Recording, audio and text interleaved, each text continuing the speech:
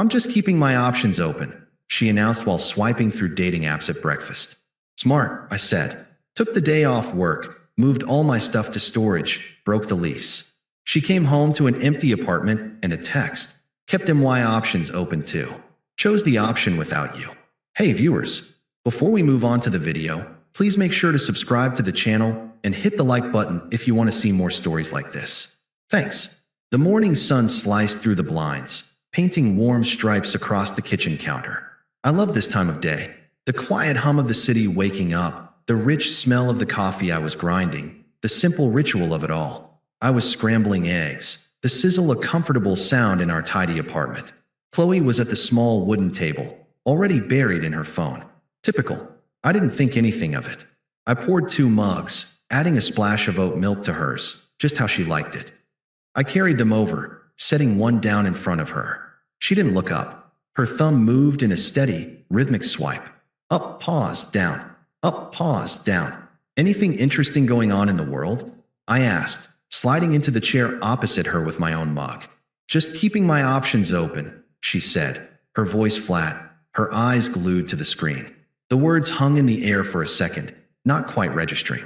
They were so alien, so utterly disconnected from the scene of our domestic breakfast. My brain fumbled, trying to fit them into a context that made sense. Financial options? Career options? Your options?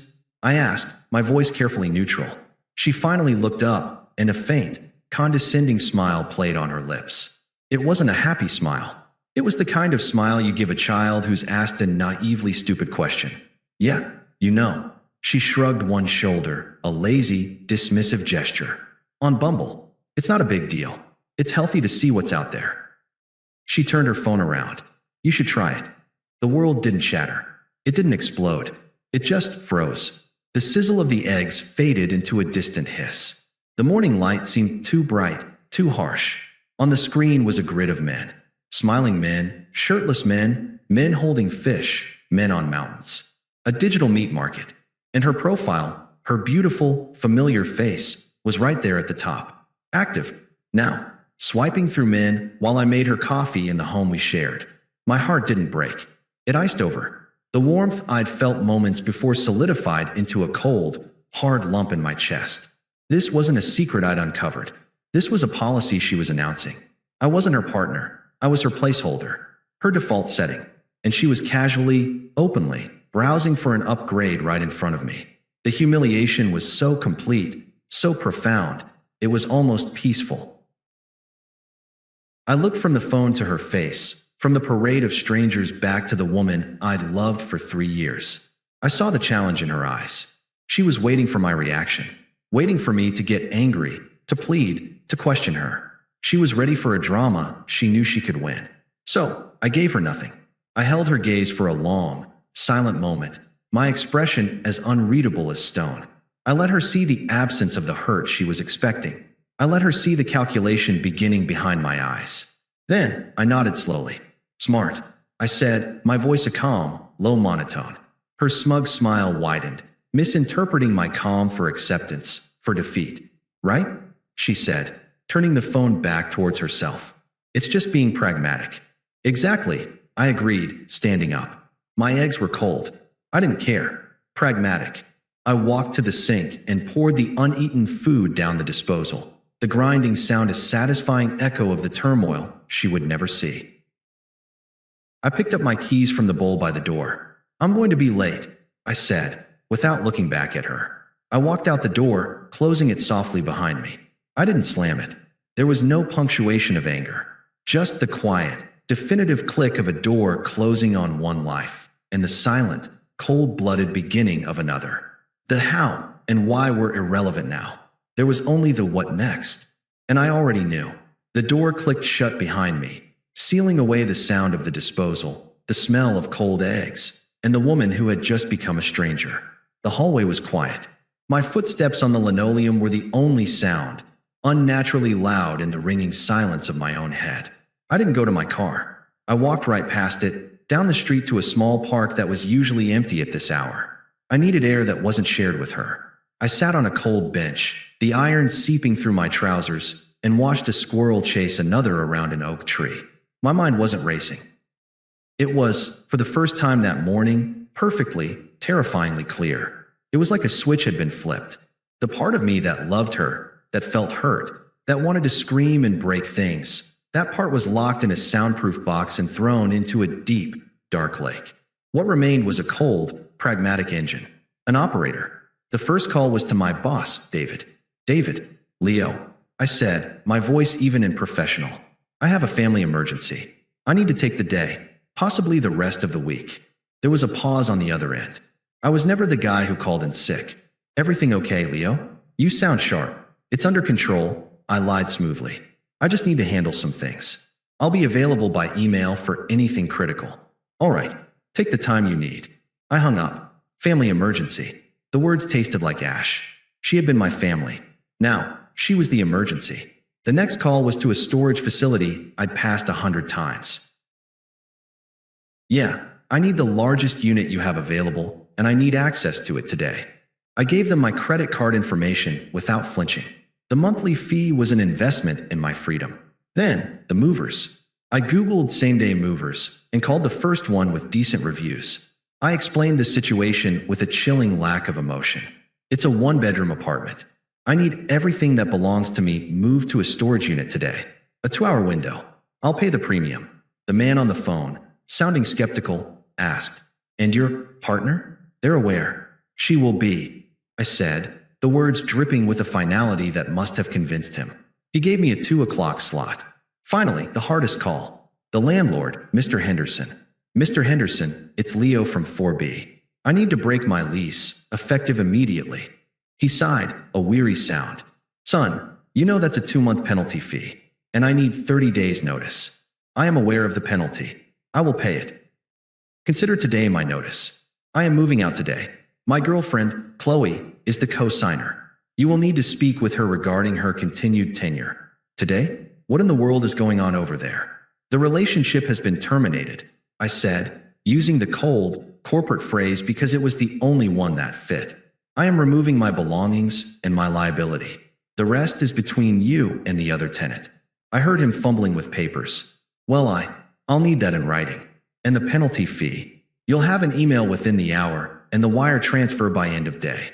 I hung up. The financial hit was staggering. It would wipe out my savings. I didn't care. Money could be rebuilt. My self-respect was a one-time offer, and I was cashing it in. I sat on that bench until it was time. I didn't think about our first kiss in that apartment, or the Christmas we spent stringing lights across the living room, or the way she'd laugh at my bad jokes. I thought about floor plans. I thought about square footage. I thought about logistics. At 1:45 p.m., a large truck with city movers on the side pulled up outside my building. I met the 2 burly guys at the door. Their names were Ray and Marcus. I gave them a brief, emotionless briefing. "Everything in this apartment is mine, or it's ours. You will take only the items I point to. I'll be directing you. We need to be fast." Ray, the older of the 2, looked at me, then at the door. "You sure about this, man? This looks fresh." "I've never been more sure of anything," I said, and I meant it. I unlocked the door. The apartment was exactly as I'd left it. Her coffee mug, still half full, sat on the table. The sight of it should have hurt. It was just a ceramic object. "Couch. Mine," I said, pointing. "TV. Mine. Bookshelf. I built it. Mine." I was a surgeon, performing a radical dissection. I directed them to my clothes, my books, my record collection, the expensive knife set my grandfather had left me. I took my side of the bed, the good pillows. I left her things in neat, pathetic piles. Her stuffed animal from a carnival, her collection of scented candles, her stack of fashion magazines. I left the framed photos of us on the walls. They were artifacts from a dead civilization.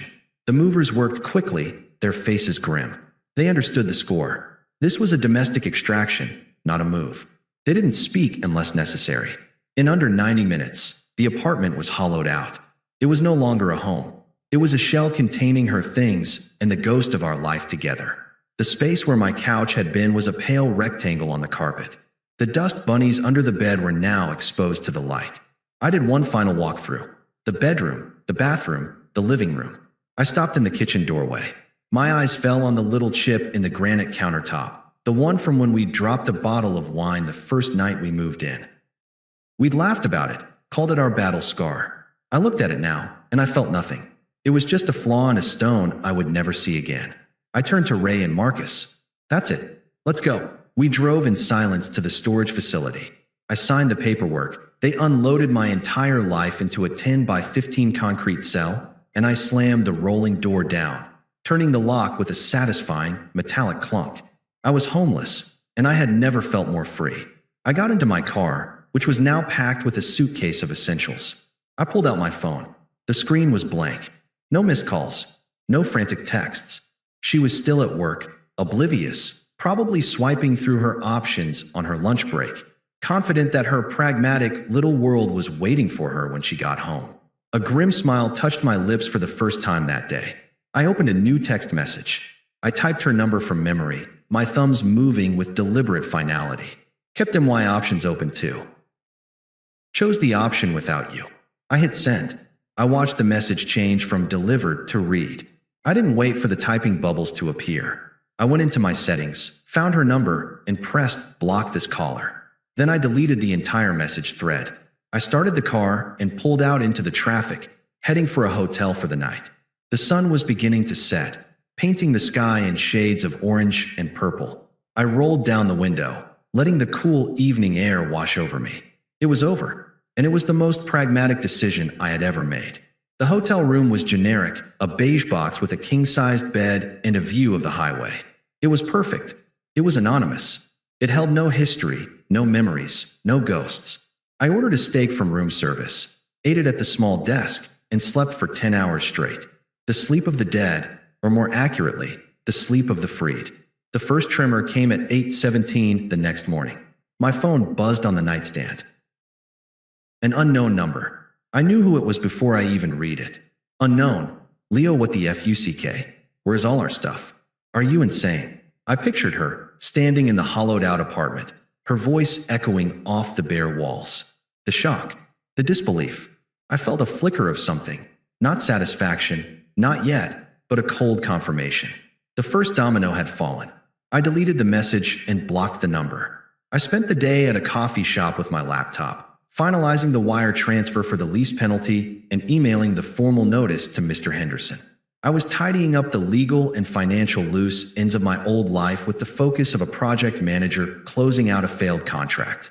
The second tremor, stronger this time, hit at 11:04 a.m. A new number. Unknown. The landlord called me. You broke the lease. You can't do this. My name is on it too. You've ruined my credit. Answer me. The panic was setting in. The pragmatic reality of her situation was dawning. Half the rent, a lease she couldn't afford on her own, a financial black mark. Her options hadn't included this. I deleted it. Blocked. By the evening, the tone shifted. The anger was burning out, replaced by a desperate, wheedling plea. Another number. Unknown. Leo, please. I'm sorry. It was a joke. It didn't mean anything. You've completely overreacted. We need to talk about this like adults. A joke.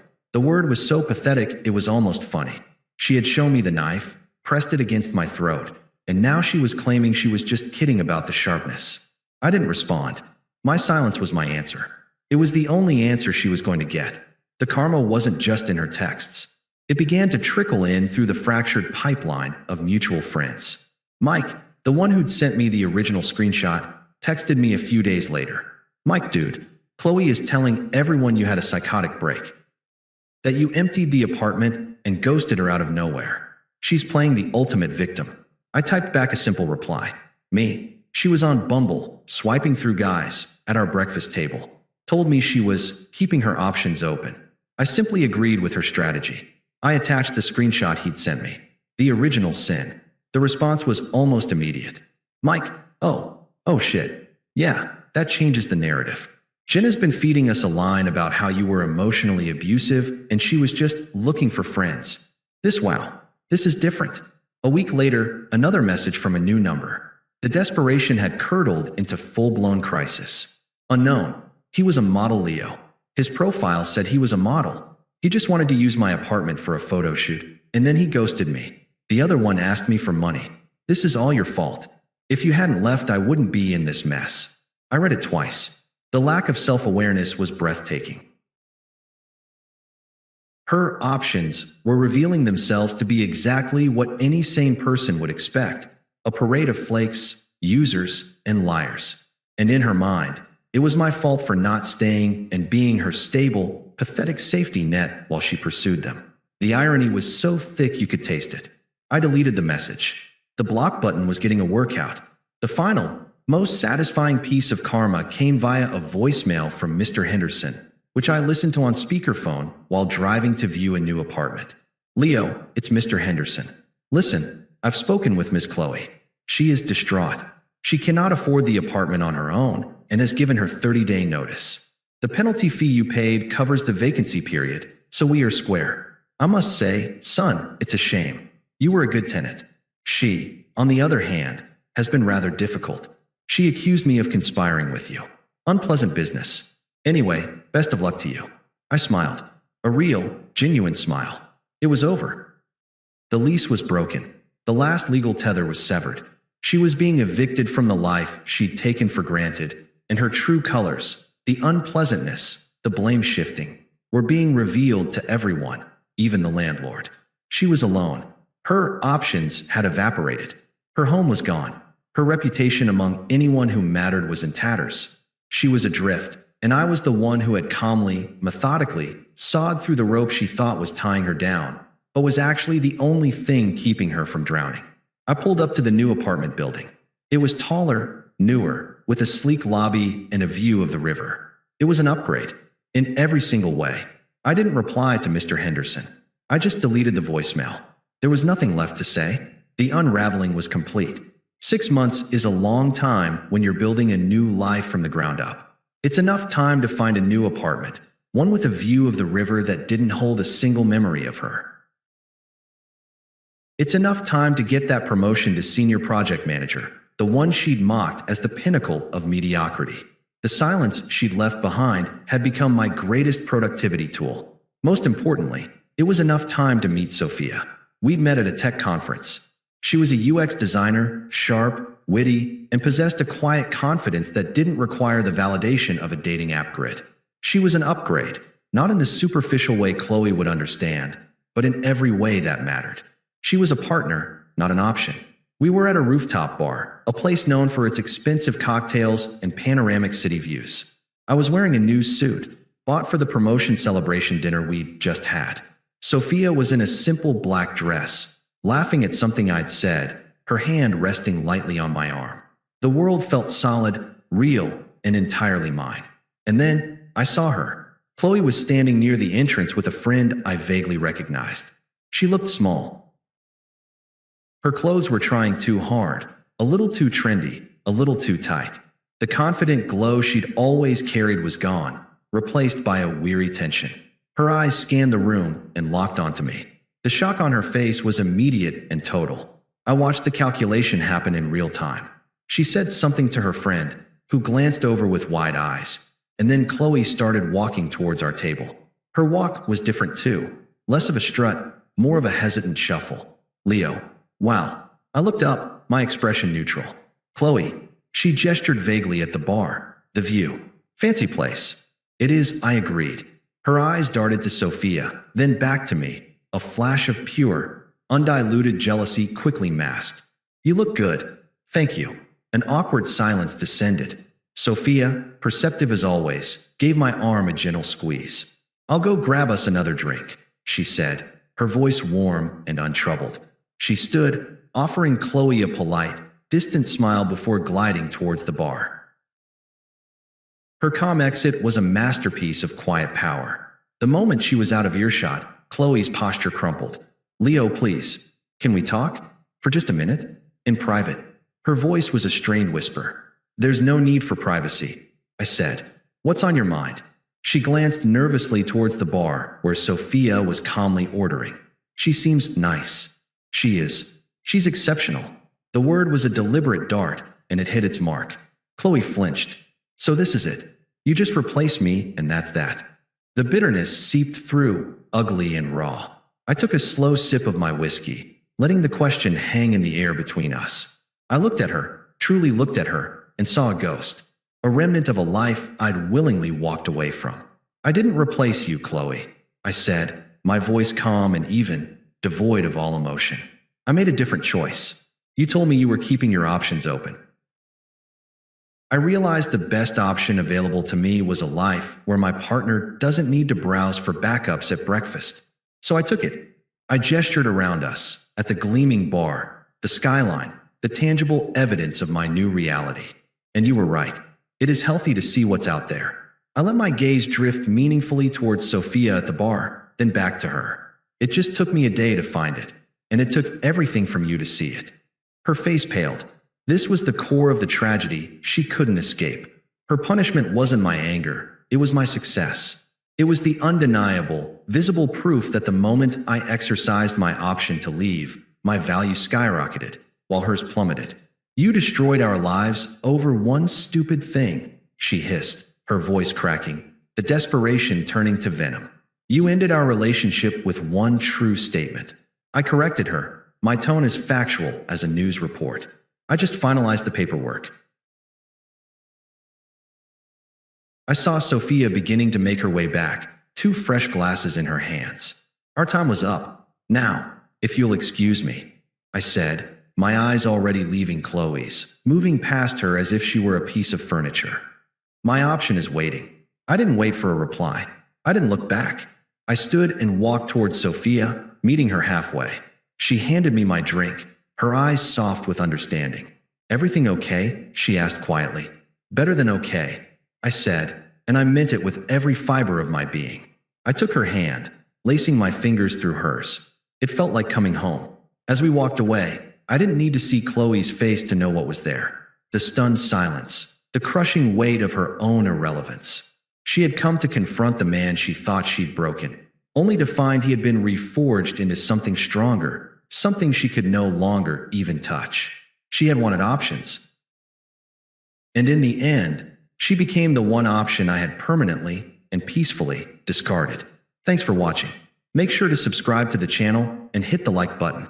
What do you think about this story? Share it in the comments.